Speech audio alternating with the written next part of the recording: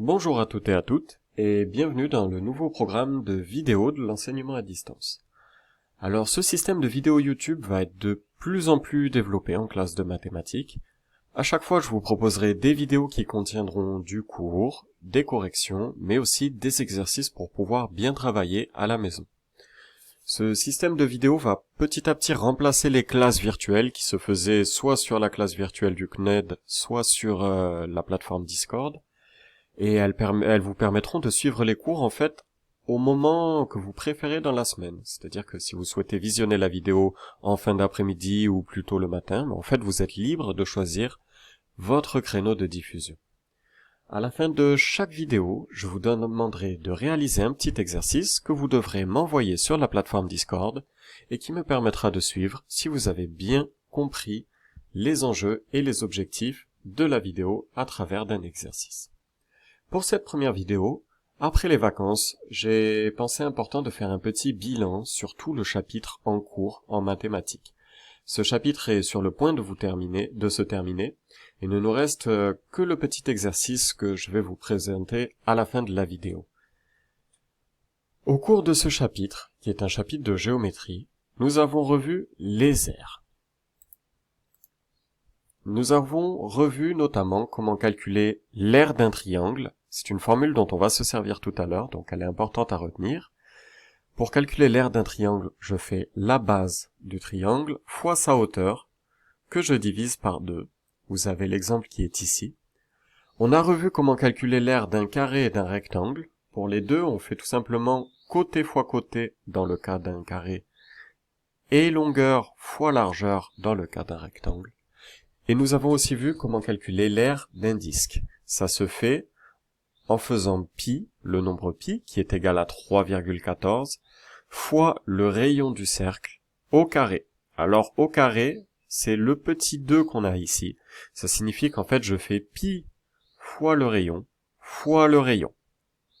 Pi fois le rayon au carré, c'est la même chose que pi fois le rayon, fois le rayon, tout simplement. Alors aujourd'hui on va voir, on aura aussi besoin pour réaliser l'exercice de la fin de la vidéo, de savoir calculer l'aire d'un parallélogramme. Alors pour l'aire d'un parallélogramme, en fait ça ressemble exactement à l'aire d'un triangle, mais je ne divise tout simplement pas par 2 à la fin. Pour calculer l'aire d'un parallélogramme, je fais la base fois la hauteur et je ne divise pas par 2. Je vais revenir dessus un peu plus tard dans la vidéo, ne vous inquiétez pas. En plus des aires, on a vu les périmètres, mais on ne va pas s'en servir aujourd'hui. On a vu le théorème de Pythagore. Alors le théorème de Pythagore, à quoi il sert? Il sert tout simplement à calculer une troisième longueur dans un triangle où on connaît déjà 2 longueurs. La seule chose dont on a besoin, c'est que le triangle soit rectangle. Qu'est-ce que ça veut dire qu'il soit rectangle? Ça veut dire que j'ai un angle droit. Si j'ai un angle droit, alors j'ai forcément l'égalité suivante. C'est que l'hypoténuse au carré, donc BC au carré, elle est égale à AC au carré, qui est ce côté-là, plus AB au carré, qui est ce côté-là. Et cette égalité, elle marche tout le temps pour tous les triangles rectangles du monde qu'on puisse imaginer dessiner. Alors, pour calculer une troisième longueur, ici vous avez un petit exemple. Vous avez ce triangle-là, donc on connaît la longueur KM, qui fait 3 cm. On connaît la longueur ML, qui fait 10 cm, et on ne connaît pas la longueur KL. C'est la longueur KL qu'on est en train de chercher. Pour calculer cette distance, on fait tout simplement l'égalité de Pythagore. On a donc l'hypoténuse au carré, qui est ML au carré, qui est égal à MK au carré, plus KL au carré. C'est ce que vous avez écrit ici. Mais nous, ce qu'on cherche, c'est pas ML au carré, puisqu'on l'a déjà. On sait que ça fait 10 cm. Nous, ce qu'on cherche, c'est KL au carré. Donc l'idée, c'est qu'on va faire passer ce KL de l'autre côté de manière à l'isoler. En fait, on se retrouve avec KL carré qui est égal à ML carré moins KM au carré. Ensuite, on remplace les longueurs connues. On sait donc que ML fait 10 cm, on remplace donc ML par 10. KM fait 3 cm, on le remplace par 3. Et on a donc KL carré qui est égal à 10 au carré, ce qui fait 10 fois 10, ce qui fait 100, moins 3 au carré, ce qui fait 3 fois 3, ce qui fait 9. 100 moins 9, ça fait 91. On a donc KL au carré, qui est égal à 91. Mais nous, ce qu'on cherche, ce n'est pas KL au carré, c'est KL tout court. On utilise donc la racine de 91 pour avoir la distance recherchée. Je vais assez vite là-dessus parce que ce sont des exemples et des théorèmes qu'on a fait en cours avant le confinement. Donc là-dessus, normalement, il n'y a rien de nouveau. Vous l'avez aussi vu en 4e et en 3e en classe de collège. Nous sommes vraiment sur un chapitre de révision. En plus de Pythagore, nous avons revu Thalès. Alors pour ça, on s'était aidé de petits chats. L'idée, c'est assez simple. C'est en fait que Thalès, il faut voir ça comme deux triangles. Et dans ces deux triangles, il y en a un petit et un grand.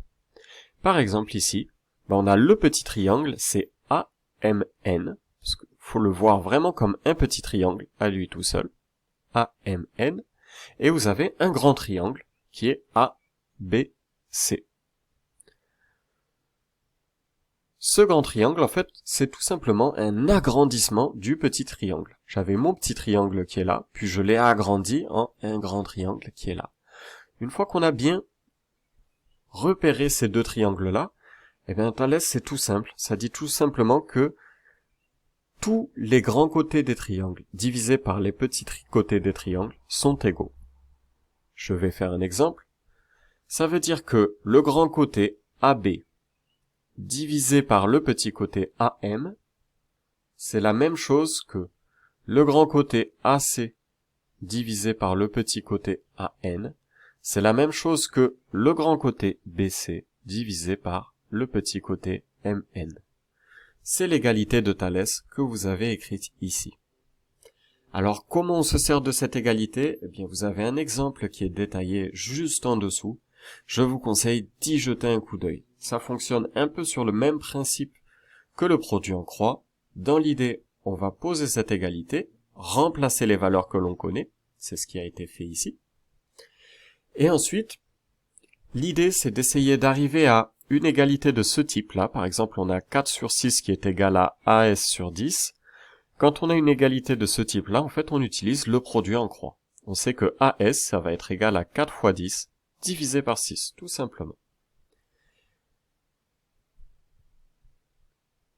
On a donc vu les aires, on a vu Pythagore et on a vu Thalès, et c'est l'occasion de faire un dernier exercice. Cet exercice, il va clore le chapitre. C'est vraiment l'exercice à faire. Il me permettra de vérifier que vous ayez bien compris ou que vous n'ayez pas compris. Si vous n'avez pas compris, vous n'hésitez pas à m'envoyer plein de messages sur Discord.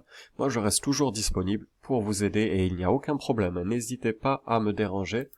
Je suis là pour ça. Ce dernier exercice, c'est le suivant. Riche de votre expérience à Baudelaire, vous décidez de vous laisser à votre compte et vous achetez une petite boutique dont le schéma est donné ci-dessous.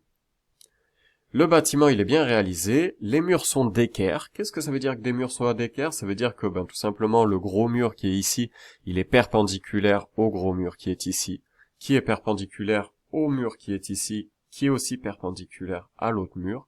Autant dire qu'en fait, la pièce est rectangulaire, la pièce est bien construite. Et on sait aussi que les droites BH et CE sont parallèles. Qu'est-ce que ça veut dire? Ça veut dire que cette droite-là qui est ici, elle est parallèle à la droite qu'il y a à côté. Alors l'ancien propriétaire de cette boutique que vous achetez, il l'avait divisé en 3 zones, et dans chaque zone, il y avait des sols différents. Vous pouvez voir la zone vendeur qui est réalisée en vert, vous avez la zone client qui est en bleu, et vous avez la zone vendeur qui est tout en blanc. Le problème, c'est que le carrelage de la zone vendeur, donc le carrelage qui est là sur tout cet espace qui est blanc, il est vraiment très moche. Donc vous décidez de le changer. Et pour le changer, vous allez commander du carrelage, tout simplement. Et l'idée, ça va être, dans cet exercice, de calculer combien de mètres carrés de carrelage vous devez commander, tout simplement, ou vous devez aller chercher, pour pouvoir remplacer le carrelage de cette zone blanche. Alors pour ce faire, on va utiliser une petite astuce qu'on avait déjà vue, c'est que la zone blanche, c'est une forme qu'on connaît pas trop. Alors on va la diviser en deux figures qu'on connaît. On va la diviser en un triangle qui est ici, le petit triangle GHF. Je le remets, c'est le petit triangle GHF. On va donc calculer l'aire de ce petit triangle et on va l'additionner à l'aire du grand parallélogramme qui est ici, FBCE. On a donc FBCE. Il faudra calculer l'aire de ce grand parallélogramme et l'additionner à l'aire de ce petit triangle GHF. Pour ce faire, eh bien, vous avez tout un guidage qui va vous permettre d'arriver à la réponse. En première question, on vous propose de placer sur le schéma toutes les distances que l'on peut trouver sans faire de calcul. Ce schéma-là, je vous conseille de le découper et de le coller sur votre feuille de réponse ou de me refaire un schéma sur votre feuille de réponse. Qu'est-ce que ça veut dire, toutes les distances qu'on peut trouver sans calcul? Eh bien, par exemple, la distance AB, on peut la trouver sans calculer, juste en lisant le schéma, bien qu'elle soit pas indiquée. La distance BC, on va pouvoir la trouver aussi assez facilement. La distance CD qui est ici, on peut la trouver sans faire vraiment de gros calculs. Ce sont des distances qui sont simples à trouver et que je vous conseille de remettre sur votre schéma. C'est d'ailleurs ce qui est demandé dans la première question. En deuxième question, on vous demande quel théorème on peut utiliser pour calculer les longueurs BF et GH. Alors on ne vous demande pas de les calculer, on vous demande quel théorème je pourrais utiliser pour calculer ce grand côté-là. Alors je vous laisse réfléchir à quel théorème on pourrait utiliser. Et on vous demande aussi quel théorème on pourrait utiliser pour calculer le segment GH, qui est juste ici. Ensuite, lors de la question 3, on vous demande de calculer ces deux longueurs, donc la longueur GH et la longueur BF, que vous allez calculer à l'aide des théorèmes que vous aurez proposés en question 2. Une fois que vous aurez ces longueurs-là, vous pourrez calculer l'aire du triangle GHF, donc l'aire du petit triangle blanc, qui est ici, et l'aire du parallélogramme, BCEF. Alors, pour calculer l'aire d'un parallélogramme, je vous le rappelle, on fait la base fois la hauteur et on ne divise pas par deux. C'est-à-dire que, par exemple, pour calculer l'aire de ce grand parallélogramme-là, je vais faire la base, qui est FE, fois la hauteur, qui correspond à la hauteur de la pièce. Donc, par exemple, le segment BCD est une hauteur du parallélogramme. Je vais donc, pour calculer son aire, faire BC fois CD, tout simplement. Pour ça, il va falloir évidemment calculer BC et CD. Une fois que vous aurez calculé l'aire de ce parallélogramme et l'aire de ce petit triangle, il vous suffira de les additionner pour connaître l'aire de la zone vendeur. Ensuite, dans le sujet, alors on ne le voit pas ici, je l'ai découpé parce que sinon ça n'apparaît pas bien à l'écran et ce n'est pas du tout pratique pour la vidéo. Mais on vous propose 4 carrelages. Vous avez le choix sur le carrelage que vous comptez choisir. Et on vous demandera tout simplement combien ça va vous coûter. Combien de mètres carrés il vous faudra pour changer le carrelage de la zone vendeur, qui est en blanc. Et combien ça vous coûtera. Sachant que dans l'exercice, vous avez un prix de carrelage au mètre carré.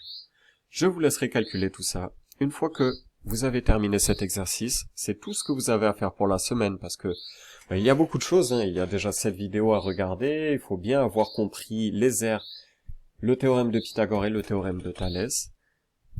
Quand vous aurez bien compris tout ça, réalisez l'exercice, vous m'envoyez votre proposition de réponse, et je pense que je mettrai une petite note indicative, parce que je rappelle que les notes à distance ne comptent pas, mais je vous mettrai quand même une note qui ne comptera pas dans la moyenne, mais ça vous permettra de savoir où vous vous situez, tout simplement par rapport à vos apprentissages. Savoir si vous avez bien compris ou si vous avez encore besoin d'approfondir les notions. Je rappelle que c'est important de rendre tous ces devoirs. À la fin du confinement, nous mettrons une note d'assiduité qui, elle, comptera très fortement dans la moyenne. Donc ce n'est pas grave de ne pas avoir compris ou de rendre quelque chose avec des erreurs, cela on le comprend parfaitement.